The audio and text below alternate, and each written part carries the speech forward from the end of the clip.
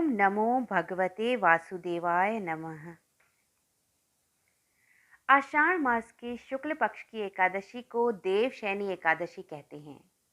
इस बार यह 10 जुलाई को है। इस दिन भगवान विष्णु योग निद्रा में चले जाएंगे, इसलिए इस दिन को देवशयनी एकादशी कहते हैं, यानी देवों के शयन की एकादशी। इस एकादशी से ही चातुर्मास प्रारंभ हो जाता है, जिसमें 4 मास तक कोई शुभ कार्य नहीं होते। 4 महीने बाद देव उठनी एकादशी, जो कार्तिक महीने में आती है, भगवान विष्णु नींद से जागते हैं और फिर शुभ कार्य शुरू होते हैं। हालांकि पूजा करने पर कोई पाबंदी नहीं है। देवशयनी एकादशी को व्रत रखा जाता है। इस बार यह व्रत 10 जुलाई को रखा जाएगा। एकादशी के दिन व्रत नियमों का पालन करने के साथ ही व्रत कथा का पाठ करने या सुनने से सभी मनोकामनाएं पूरी होती हैं।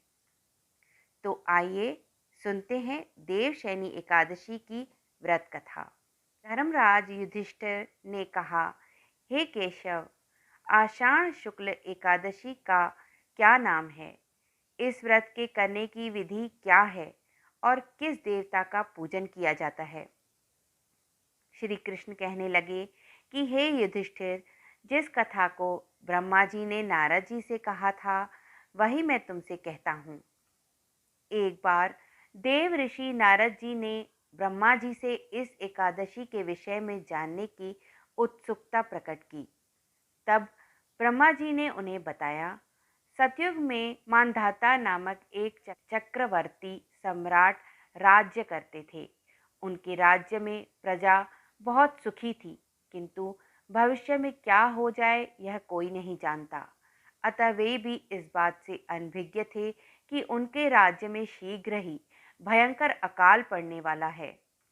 उनके राज्य में पूरे 3 वर्ष तक वर्षा न होने के कारण भयंकर अकाल पड़ा।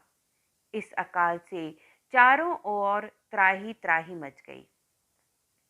धर्म पक्ष के यज्ञ, हवन, पिंड दान, कथा, व्रत आदि में कमी हो गई। जब मुसीबत पड़ी हो तो धार्मिक कार्यों में प्राणी की रुचि कहाँ रह जाती है। प्रजा ने राजा के पास जाकर अपनी वेदना की दुहाई दी।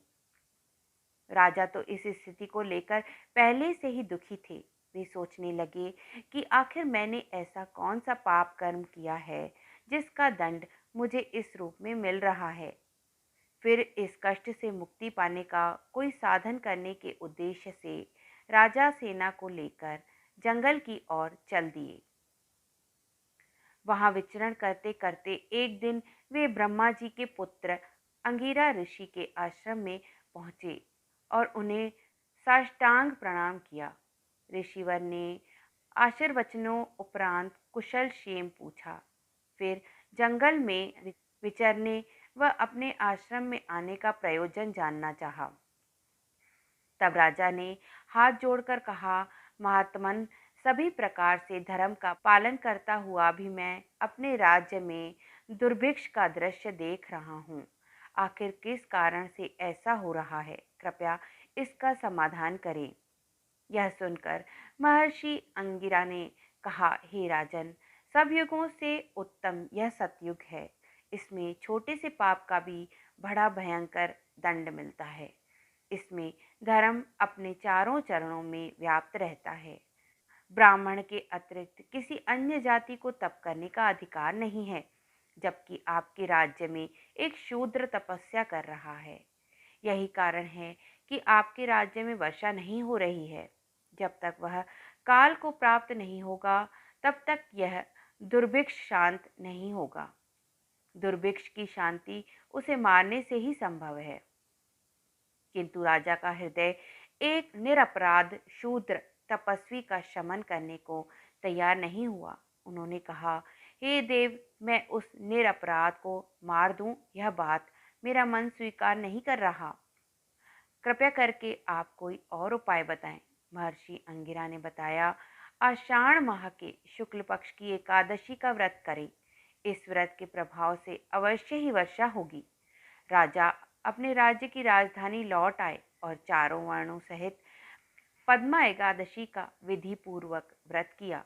व्रत के प्रभाव से उनके राज्य में मूसलाधार वर्षा हुई और पूरा राज्य धन धान्य से परिपूर्ण हो गया।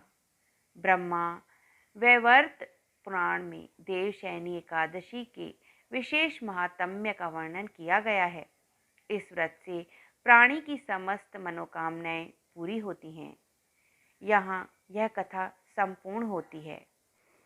अगर आपको यह वीडियो पसंद आए तो इसे लाइक कर दें। आगे की वीडियोस देखने के लिए चैनल को सब्सक्राइब कर दें और वीडियोस को शेयर ज़रूर करें। धन्यवाद।